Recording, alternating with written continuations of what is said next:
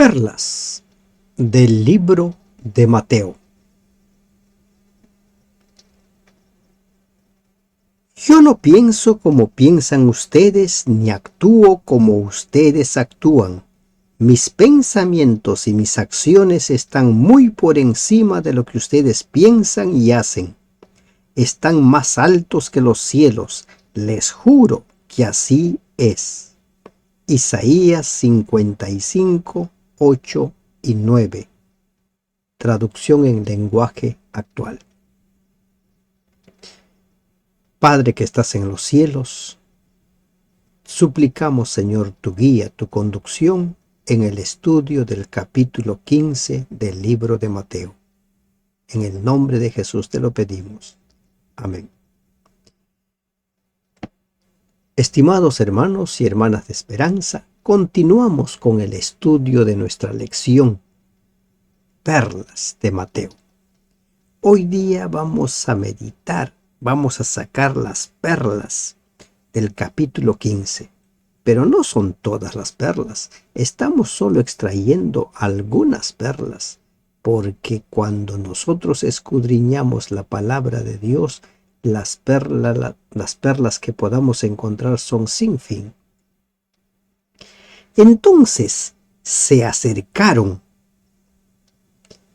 a Jesús ciertos escribas y fariseos de Jerusalén, diciendo: ¿por qué tus discípulos quebrantan la tradición de los ancianos? ¿Por qué no se lavan las manos cuando comen pan? Hay una controversia entre Jesús y estos fariseos, los escribas, sobre el lavamiento de las manos como un requisito antes de comer el pan. Pero este lavamiento de las manos no era como el lavamiento de manos que nosotros entendemos. Cuando se inició la pandemia, el Estado empezó una campaña por medio de los medios de comunicación para enseñarnos cómo lavarnos las manos, jabonarnos durante 20 segundos, decían, y utilizar abundante agua.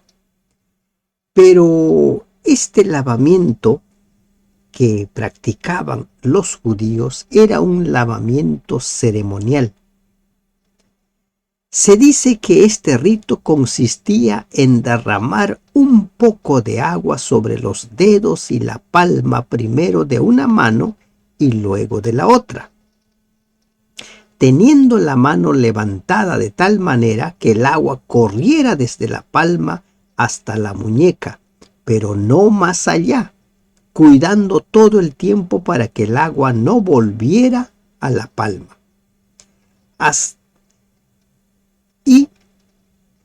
Hasta que llegaba el momento en el cual se frotaba ambas manos. La mínima cantidad de agua prescrita era la que pudiera caber en una cáscara y media de huevo. Sin embargo, parece que donde no se conseguía agua, se permitía una ablución en seco, un ceremonial en seco, en la cual la persona sencillamente hacía los movimientos de lavarse las manos en la forma prescrita. No había agua, pues hay que hacer el ceremonial y ya estoy limpio, ya puedo comer. Entonces, este lavamiento no era un lavamiento higiénico, sino era un lavamiento ceremonial. Y si no se lavaban, ellos decían que esa persona estaba en pecado. ¿Por qué tus discípulos quebrantan la tradición de los ancianos? El celo que tenían estos líderes era por la tradición de los ancianos. ¿Desde cuándo venía esta tradición? No he encontrado esa información. Pero por lo visto ya tenía mucho tiempo. Para ellos ya se había convertido en una ley. Era una ley al punto que Nadie podía dejar de hacerlo. El origen en sí del lavamiento de las manos está dada en el libro de Levítico, cuando se dispone que los sacerdotes antes de oficiar se laven las manos, pero se laven las manos con agua, con abundante agua. Por eso es de que, por ejemplo, cuando Salomón levanta el templo, habían allí una cantidad de lavatorios con agua. Había un mar de agua grande. ¿Para qué? Para lavarse. Pero en algún momento, a alguno de ellos, a alguno de los sacerdotes, se les ocurrió, oye, hay que implantar esto de lavarse las manos antes de comer. Y que todos lo hagan. Y se volvió en una tradición. Y las tradiciones, cuando se van realizando en el transcurso de los años, se vuelven ley, ¿no? Se vuelven ley. Incluso llegan a convertirse en algo que ya no se puede prescindir. Se le ocurrió a alguien. ¿Qué respondió Jesús? Respondiendo él les dijo: ¿por qué también vosotros quebrantáis el mandamiento de Dios por vuestra tradición? Se nos dice que una pregunta no se responde con otra pregunta. Pero aquí Jesús, a la pregunta que ellos hicieron, les responde con una pregunta que los reta a confrontarse consigo mismos. Están ahí confrontados. ¿Por qué también ustedes quebrantan el mandamiento de Dios por vuestra tradición? ¿Por qué han dejado de lado la ley de Dios para poner en primer lugar la tradición? Y este pasaje debe ponernos a meditar a nosotros. ¿Cuántas tradiciones tenemos nosotros en nuestras iglesias?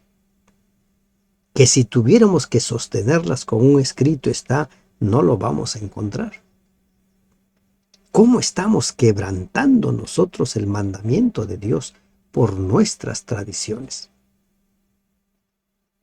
Hay congregaciones, hay iglesias en las cuales en los días de culto principales, los sábados, se hacen todo tipo de actividades. Todo tipo de actividades. El día del joven, el día del niño, el día del conquistador, el día del anciano, el día de... y el día, y el día, y el día. ¿Eso es así? ¿Es válido? ¿No es que el sábado es el día del Señor?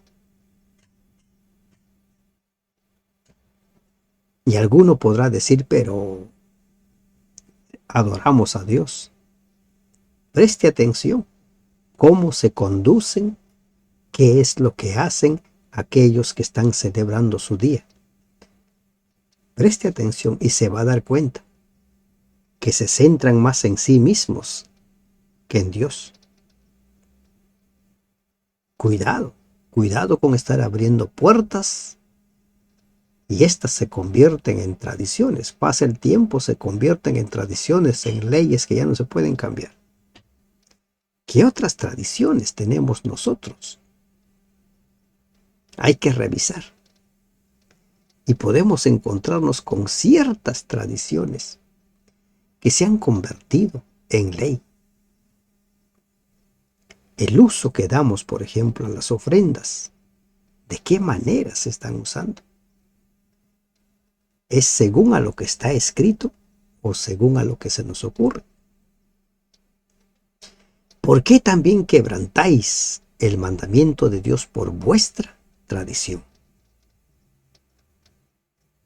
Ellos estaban muy celosos por su tradición y ahora Jesús le dice, ustedes son los primeros que han quebrantado el mandamiento de Dios.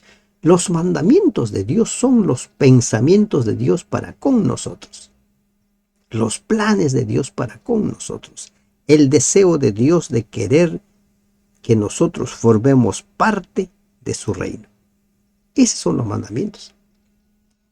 Y ahora Jesús les pone un ejemplo de cómo ellos han roto los mandamientos de Dios para convertirlos en tradiciones. Mire, porque Dios mandó diciendo, honra a tu padre y a tu madre, y el que maldiga al padre o a la madre muera irremisiblemente. Esto es el quinto mandamiento de los 10 mandamientos. Honra a tu padre y a tu madre. Ese es el mandamiento dado por Dios, escrito con el mismo dedo de Dios. ¿Y qué es lo que habían hecho los líderes religiosos? Pero ustedes dicen, cualquiera que diga a su padre o a su madre, es mi ofrenda a Dios todo aquello con que pudiera ayudarte, ya no ha de honrar a su padre o a su madre. Así habéis invalidado el mandamiento de Dios por vuestra tradición. ¿Mm? Invalidaron el mandamiento.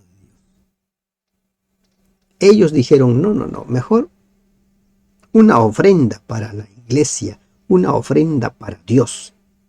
Eso se utiliza mucho en las iglesias, ¿verdad? Traigan la ofrenda para Dios.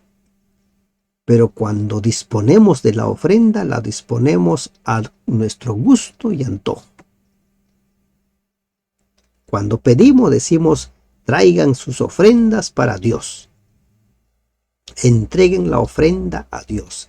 Pero cuando empezamos a planificar cómo lo vamos a gastar, Dios no cuenta. Consideremos eso. Consideremos. ¿Y qué había pasado acá? Ya no ha de honrar. ¿Por qué? Porque su ofrenda, o el corbán, como lo llama Mateo o Marcos, reemplazaba, anulaba el quinto mandamiento. Ya no estás obligado de velar por tus padres. Estén viejitos, ya no se pueden valer por sí mismos, no importa. El asunto es que traigas una ofrenda para la casa de Dios. Invalidar. Lamentablemente, hoy en día como en el pasado, mucha gente toma el nombre de Dios para conseguir sus propósitos, pero después se olvidan de Dios. Como dicen los siguientes versículos. Hipócritas, bien profetizó de vosotros Isaías cuando dijo, este pueblo de labios me honra, mas su corazón está lejos de mí. Invocan el nombre de Dios. Este es para Dios, entrega tu vida a Dios. Y así vamos en el nombre de Dios, pero cuando actuamos nos olvidamos de Dios. Dios no cuenta. Pues en vano me honran enseñando como doctrinas mandamientos de hombres. La adoración de este pueblo era de labios para afuera. Era una adoración fingida. Dios en verdad no contaba para nada en la vida de ellos. Y aquí necesitamos meditar, reflexionar. Cuando voy a la iglesia, ¿voy a adorar a Dios? ¿O voy a hacer cualquier otra cosa menos adorar a Dios? Hay personas que van a la iglesia para pelearse, ¿no? Algo sucedió y el sábado lo encuentro. Y se pelean el sábado. Hay personas que van a la iglesia para fijarse quién se vistió de tal o tal forma, cómo se sienta, si está durmiendo en la iglesia, y van criticando. Para eso están. Están al tanto quién está. Pero nada con la adoración a Dios. Hay personas que van a la iglesia para estar en la puerta de la iglesia conversando. Durante todo el culto conversan y conversan.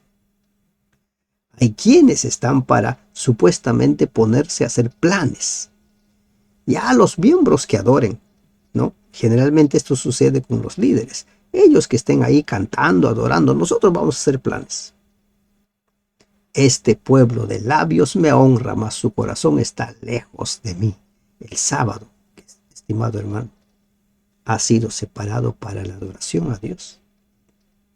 Ese es el propósito. Y hemos visto el propósito y hemos visto la forma como Jesús pone de relieve los mandamientos. Y hemos visto.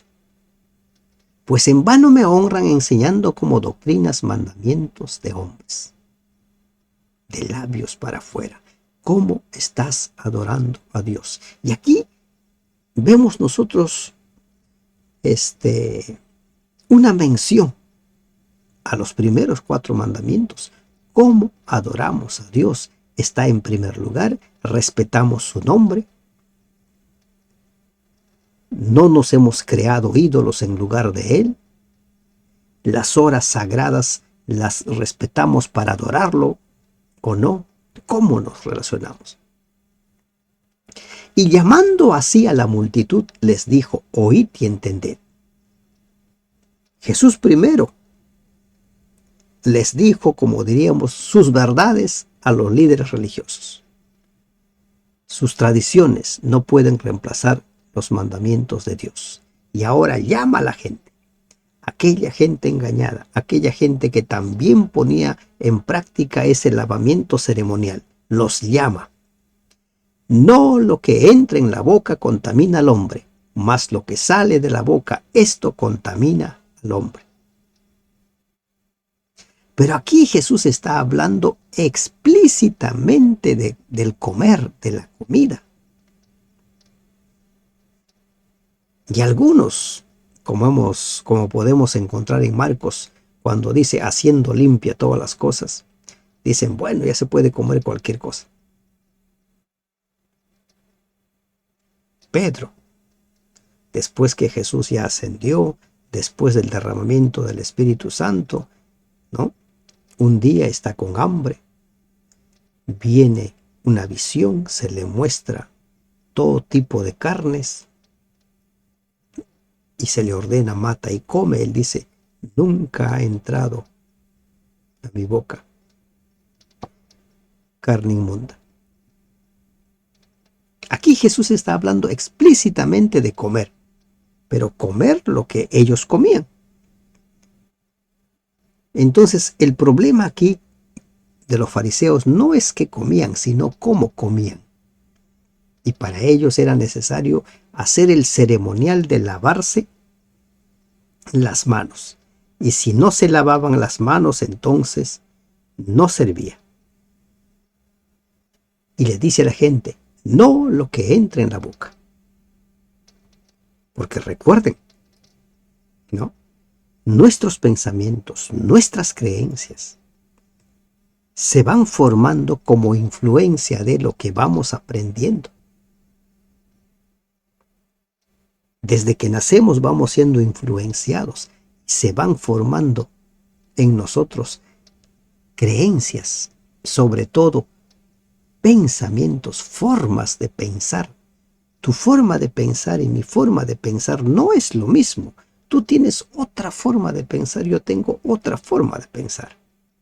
Lo que a ti te da miedo, a mí no me da miedo. Lo que a ti te hace llorar, a mí no me hace llorar. Y lo que a mí me hace llorar, a ti no te hace llorar. ¿Por qué?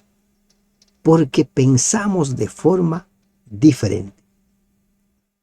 Entonces, acercándose sus discípulos, le dijeron, ¿sabes que los fariseos se ofendieron cuando oyeron esta palabra?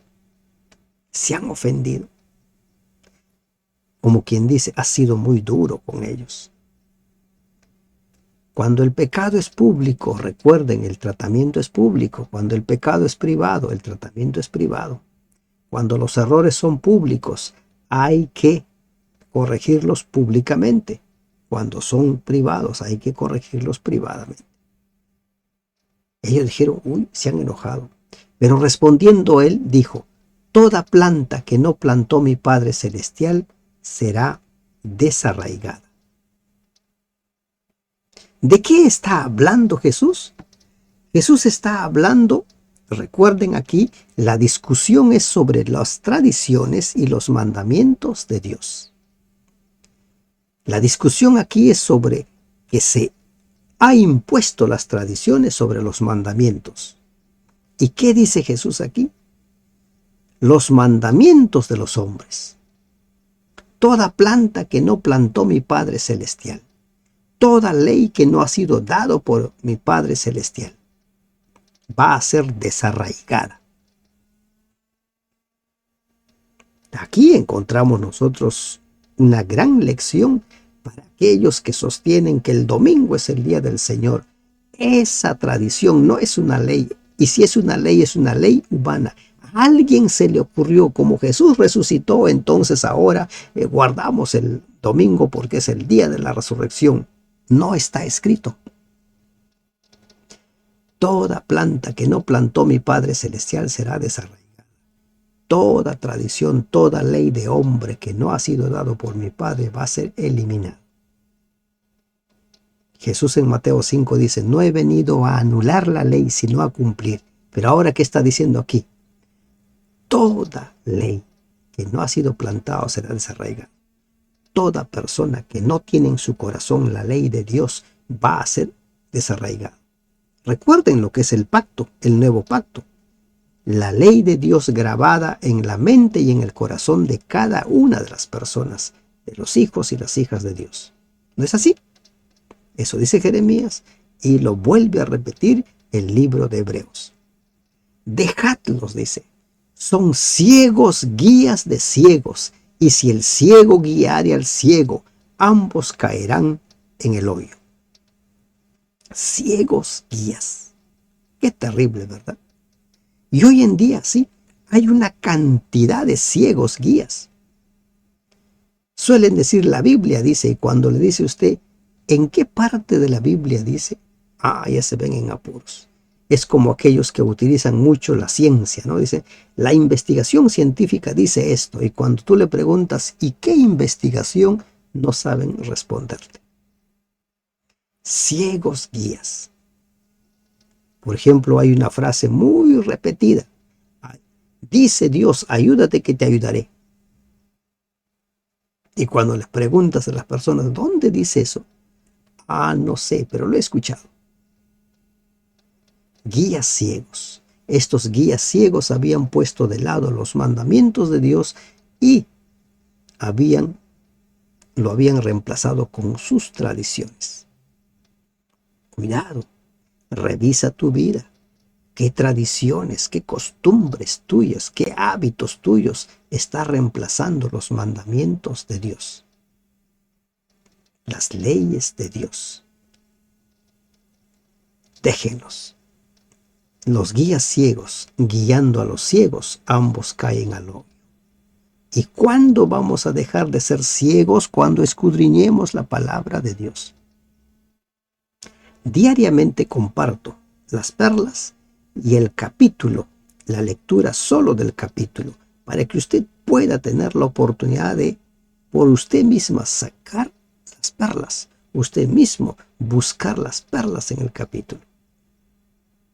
Y verá cómo el Espíritu Santo lo va a guiar. A todo fiel buscador el Espíritu Santo lo guía. Respondiendo Pedro le dijo, explícanos esta parábola. Recuerden, los apóstoles estaban en proceso de crecimiento. Había muchas cosas que no entendían. Pero si los fariseos se enojaron, habían entendido. Jesús dijo, ¿también vosotros sois aún sin entendimiento? ¿Aún ustedes están duros de corazón? ¿No entienden? Me imagino que los apóstoles también más de una vez se han lavado ceremonialmente las manos. Me imagino que algunos de los apóstoles, si no todos, también han participado de esto. Y entonces ahora que diga eso no vale, caramba, si esto lo he hecho toda mi vida, ¿cómo no va a valer? ¿Qué cosas haces tú durante toda tu vida? Y si alguien te dice eso no es así, no va a ser fácil que de un momento a otro dejes de hacerlo. ¿No entendéis que todo lo que entra en la boca va al vientre y es echado en la letrina? O sea, a grandes rasgos es eso lo que sucede.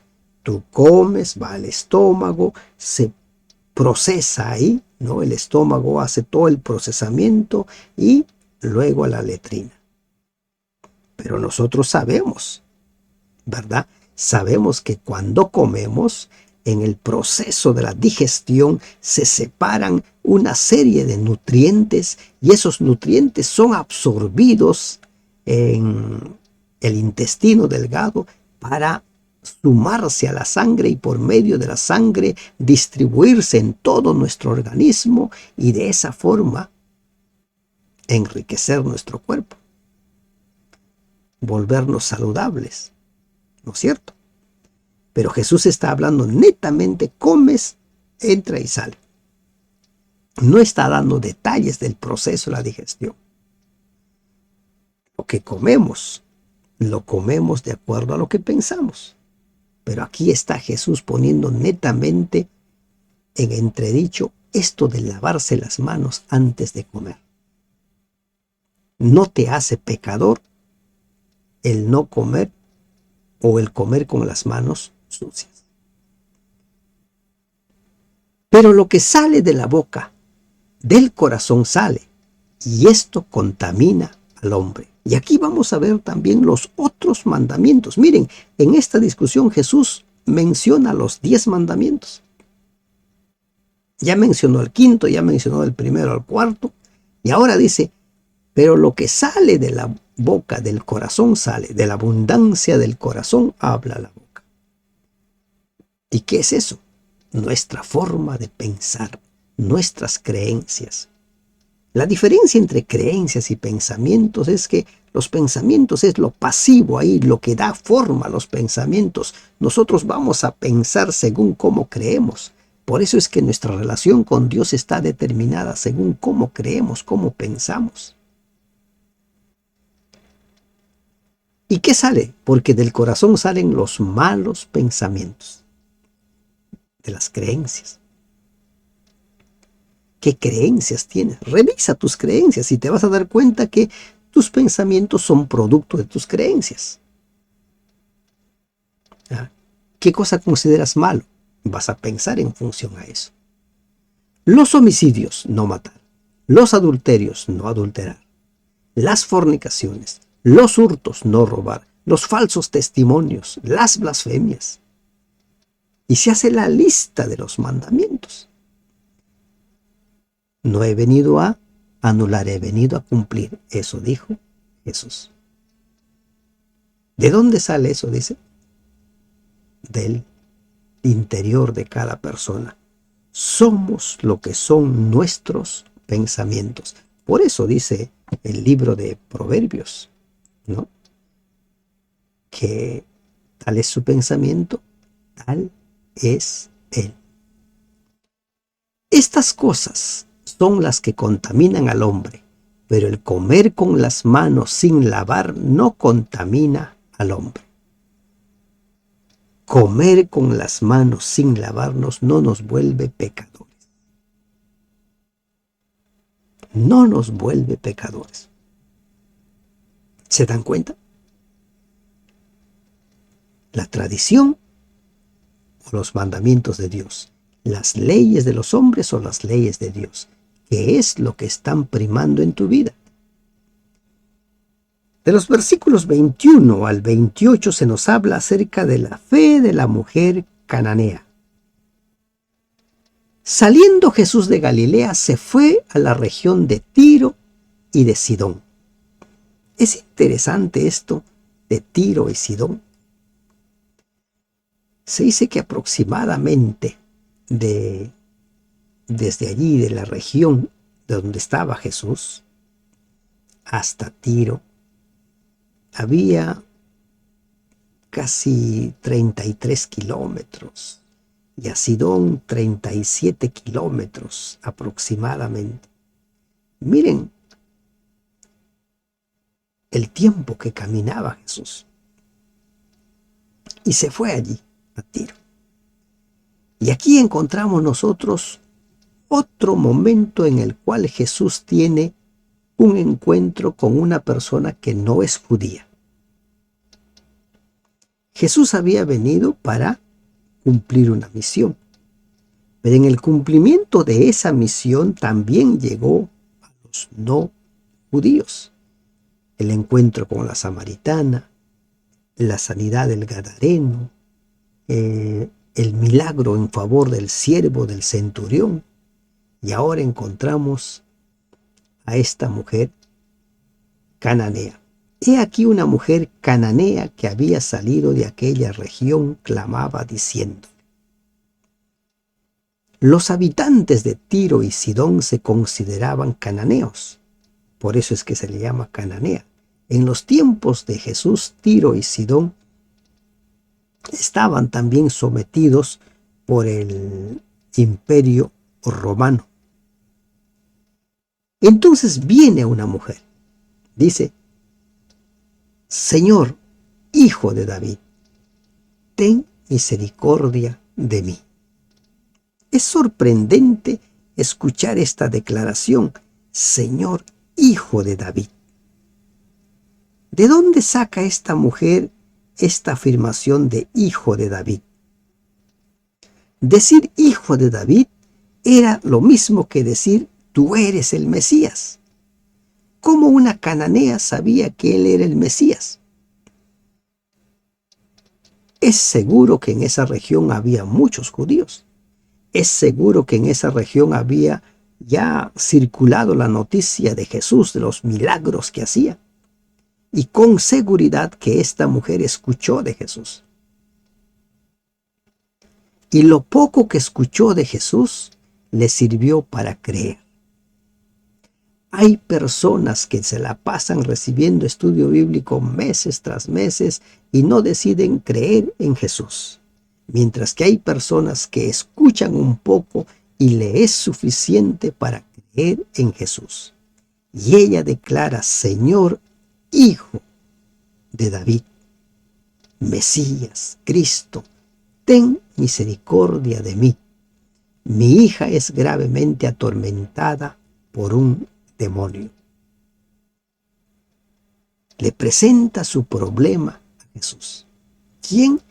Una mujer gentil, lo que sería considerado en los tiempos de Jesús una pecadora, una excluida.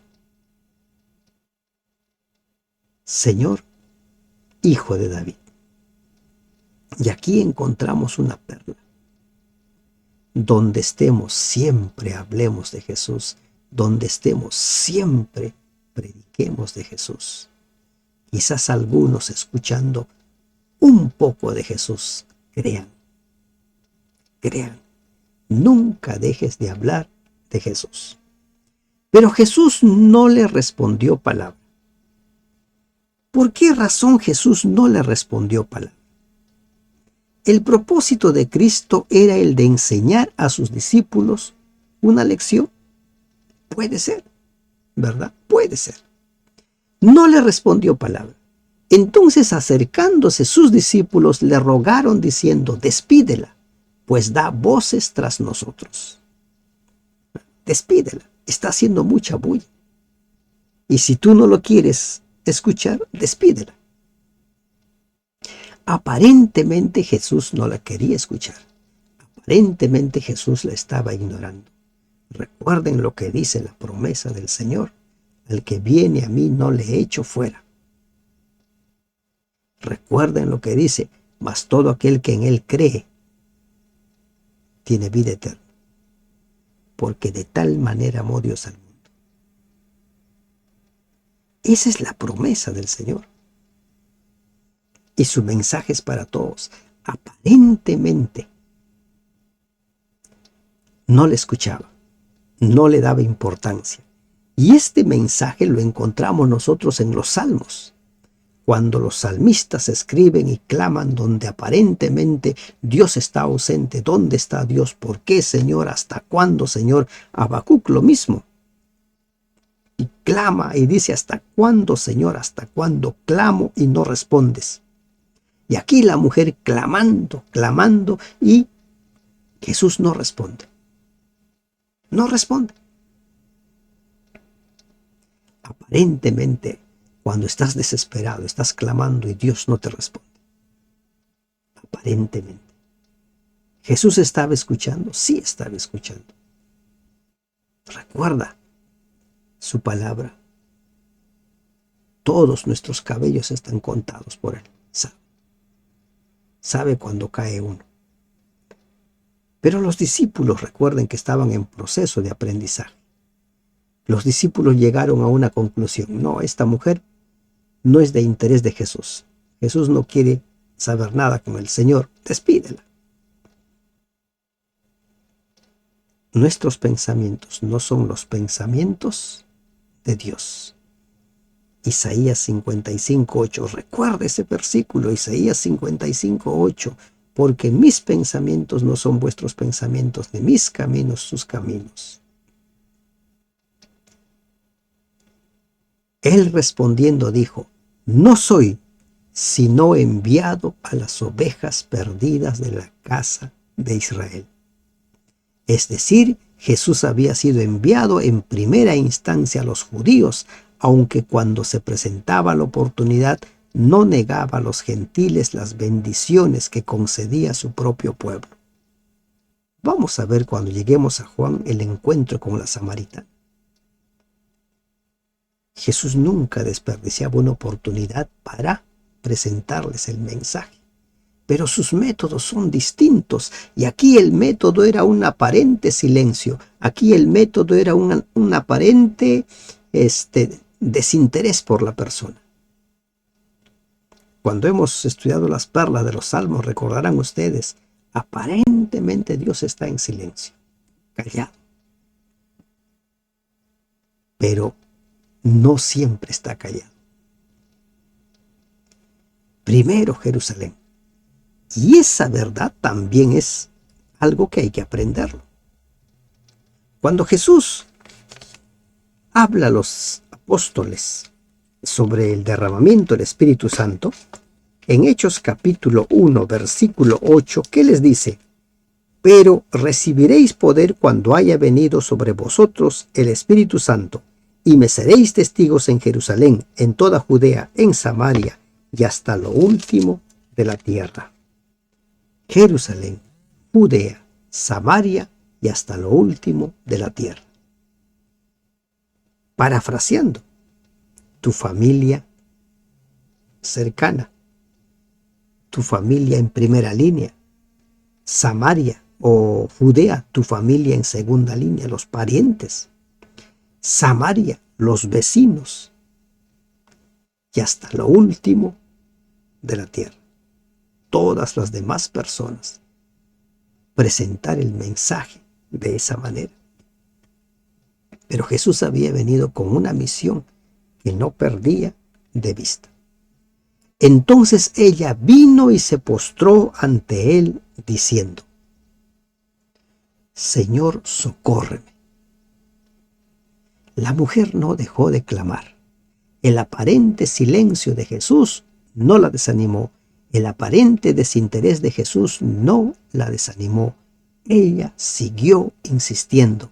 Así como Jesús mismo contó la parábola del juez y la viuda, ella siguió insistiendo. Y va donde Jesús, llega donde Jesús y se postró. Cuando la mujer se postró a los pies de Jesús, adoptó la posición acostumbrada del que presenta un pedido ante un superior.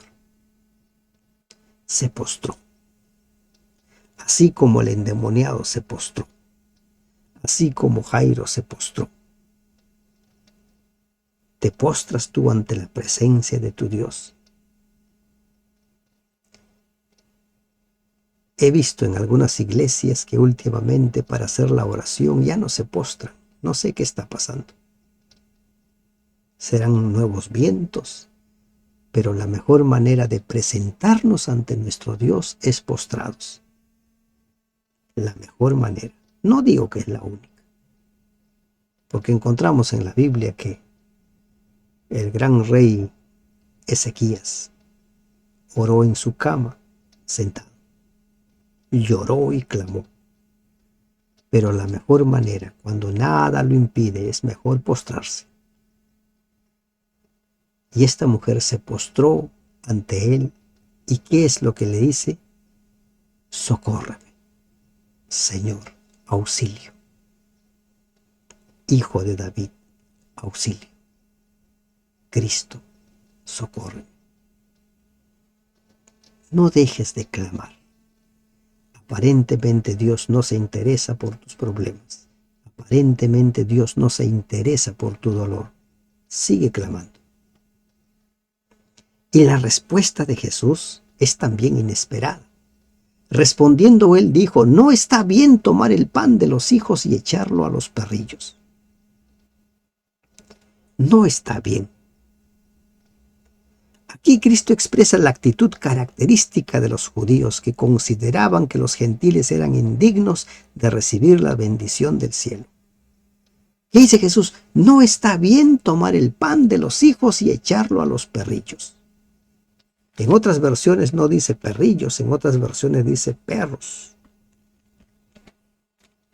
Y los perros eran prácticamente los seres humanos expulsados. Eran las personas que no formaban parte de la sociedad. Cuando leemos nosotros en Apocalipsis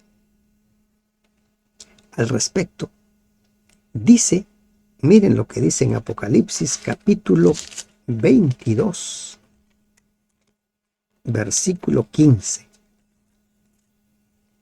22:15. Dice: mas los perros estarán fuera, y los hechiceros, los fornicarios, los homicidas, los idólatras, todo aquel que ama y hace mentira, estarán fuera. Esos eran los perros. En los tiempos de Jesús, los perros no tenían dueño. Eran animales inmundos. Recuerden que los perros son animales inmundos. Y ahora Jesús le da esta respuesta a una mujer que clama, que pide ayuda, socorro, socórreme, Señor. Y ella dijo: sí, Señor, pero aún los perrillos comen de las migajas que caen debajo de la mesa de sus amos. ¿Qué tal declaración de esta mujer? Jesús responde de una manera aparentemente, una manera descortés. Una expresión agresiva. No está bien tomar el pan de los hijos y echarlo a los perrillos. Pero ella dice: aún los perros de la casa. Porque había algunos perros que tenían dueño, y esos perros están siempre debajo de la mesa. Aún los perros comen de las migajas de la mesa de sus amos. En pocas palabras le dice: yo no soy hija, pero pertenezco a tu casa. No soy de Israel, pero pertenezco a tu casa. Soy criatura tuya. Soy hechura tuya. No soy de los privilegiados, pero aún yo merezco comer aunque sea de las migajas. ¿Qué tal declaración de esta mujer? Esta mujer entendió el lenguaje de Jesús. Vio en el lenguaje de Jesús no un desplante. Vio en el lenguaje de Jesús un acércate, un sigue clamando. Cuando sientas que el Señor no se interesa por tus problemas, sigue clamando. ¿Y qué le respondió Jesús? Entonces respondiendo dijo: oh mujer, grande es tu fe, hágase contigo como quieres. Y su hija fue sanada desde aquella hora. Una vez más nos encontramos con que la fe de una persona que intercede puede hacer que otra persona reciba la bendición, pero es la fe. Es la fe. En la historia de un padre que lleva a su hijo endemoniado donde los apóstoles y que no pueden ser curados, y después desciende Jesús después de la transfiguración, Jesús indagando encuentra que ese padre era incrédulo, que ese intercesor no creía. Se necesita que los intercesores tengan fe, crean Y esta mujer dice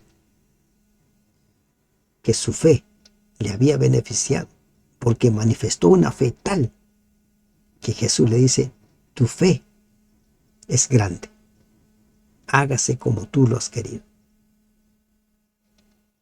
Hágase. Y la niña fue sanada. Los versículos 29 al 31 nos hablan de mucha gente sanada. Muchos. Pasó Jesús de allí y vino junto al mar de Galilea, y subiendo al monte se sentó allí. Y se le acercó mucha gente que traía consigo a cojos, ciegos, mudos, mancos y otros muchos enfermos, y los pusieron a los pies de Jesús y los sanó. De manera que la multitud se maravillaba, viendo a los mudos hablar, a los mancos sanados, a los cojos andar y a los ciegos ver, y glorificaban al Dios de Israel. Muchos milagros, muchos sanados. ¿Y qué encontramos aquí nosotros? ¿Qué lección encontramos? Una vez más nos encontramos con gente siendo sanada. ¿Jesús tiene poder para sanar? Sí. ¿Jesús puede sanar a todos? Sí. ¿Jesús sana a todos? Lamentablemente no.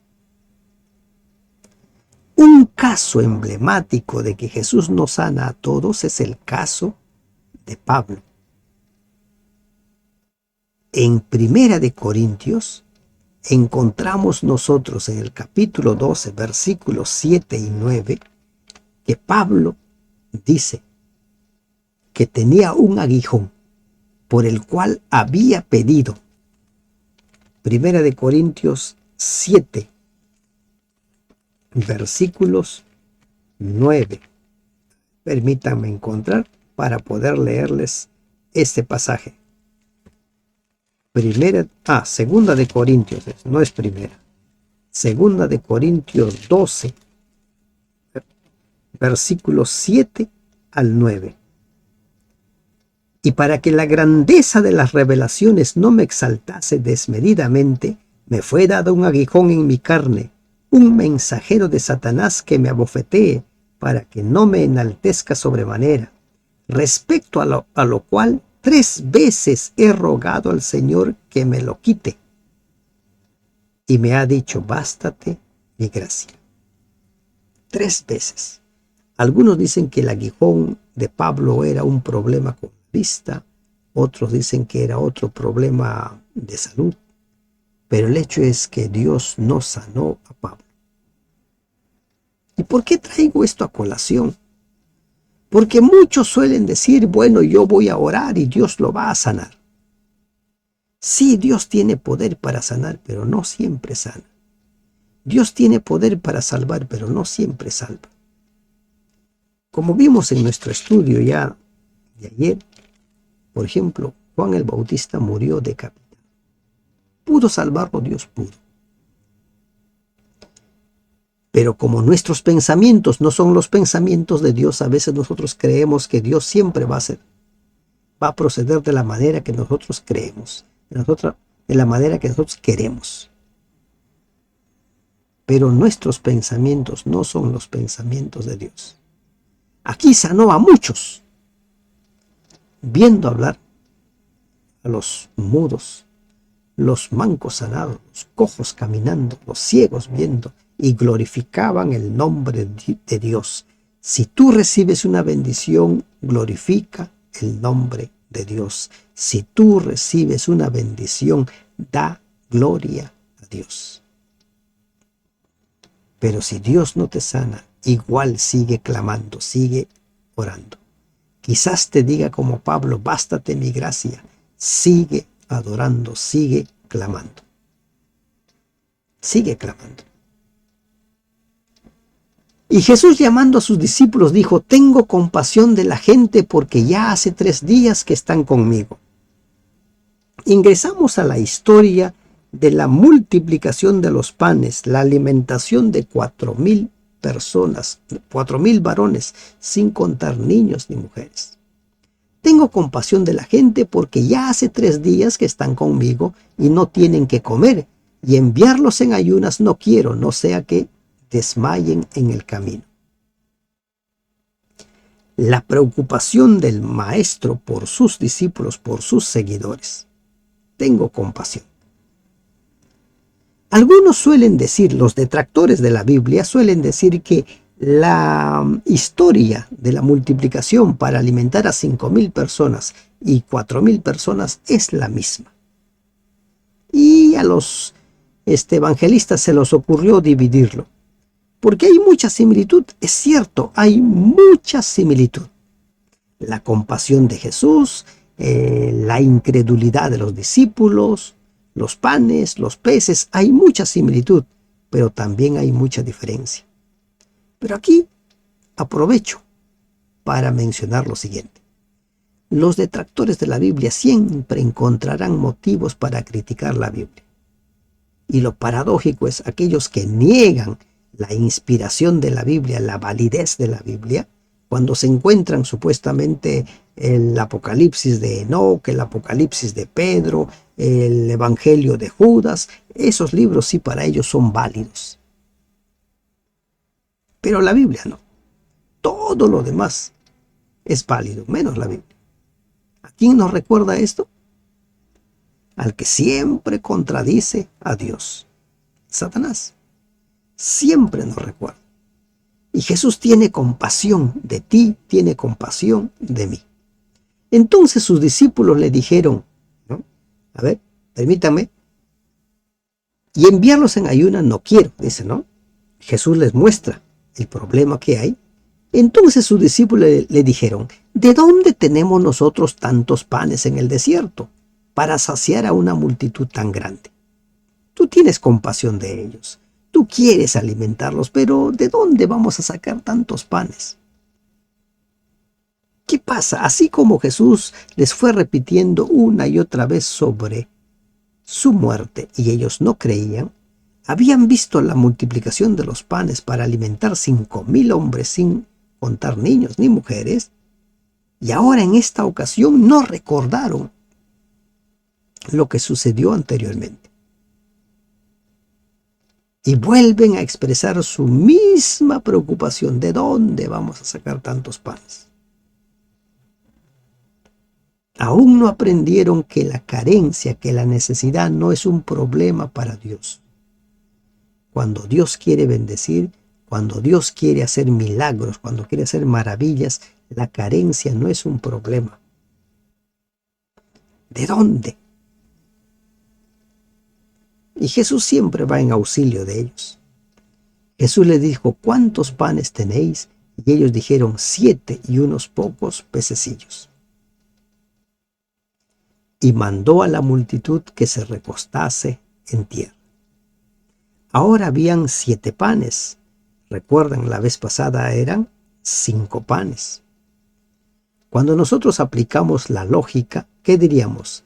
Si 5 panes alimentaron a 5,000 personas, entonces 7 panes deben alimentar a 7,000 personas. Esa es nuestra lógica, ¿no es cierto? Pero con Dios la lógica nuestra no funciona. 7 panes y unos pececillos. No sé si fueron 2, si fueron 3, no dice. Pero fueron más de uno. Y mandó a la multitud que se recostara en tierra. Y tomando los 7 panes y los peces, dio gracias, los partió y dio a sus discípulos y los discípulos a la multitud, y comieron todos y se saciaron y recogieron lo que sobró de los pedazos, 7 canastas llenas. Ahora recogieron ¿cuántas canastas? 7 canastas llenas. Cuando multiplicó 5 panes, ¿cuántas canastas recogieron? 12 canastas. Nuestra lógica no encaja, ¿verdad? Nuestra proporcionalidad no encaja. Por eso es que cuando te relaciones con Dios, anda a Él, pon tu vida en sus manos y espera que su voluntad se haga. No recurras a tus saberes previos. Y recuerda, tus pensamientos no son los pensamientos de Dios. Aquí una vez más se evidenció eso. Los discípulos preocupados, ¿de dónde vamos a sacar tantos panes para esta gente? Pero Jesús ya tenía en mente qué hacer. Dio gracias a Dios. Cada vez que te sirvas un pan, da gracias a Dios. Cada vez que te sientes a la mesa para desayunar, almorzar o cenar, da gracias a Dios. Agradécele por ese pan que vas a comer. Y cada vez que veas a alguien que necesita, comparte tu pan. Comparte. Aquí los panes fueron compartidos con todos. Con todos. Y eran los que habían comido 4,000 hombres, sin contar mujeres y niños. O sea, aproximadamente 10,000 a 12,000 personas. Sin contar mujeres ni niños. Entonces, despedida la gente, entró en la barca y vino a la región de Magdala. Y él seguía recorriendo. Dios alimentó a esta gente que no tenía qué comer. De la misma manera dice el Señor que Él se interesa por nosotros como se interesa por los pajarillos. Y dice aún más, que nosotros valemos mucho más que los pajarillos para Él. Cuántas preciosas perlas nos va entregando su palabra. La perla con la cual me quedo: no reemplacemos los mandamientos de Dios por nuestros mandamientos, por nuestras tradiciones. No reemplacemos los mandamientos de Dios por nuestras creencias. Que nuestra vida siempre esté sostenida y fundada en un escrito, está en un así dice el Señor. Que Dios te bendiga. Amén.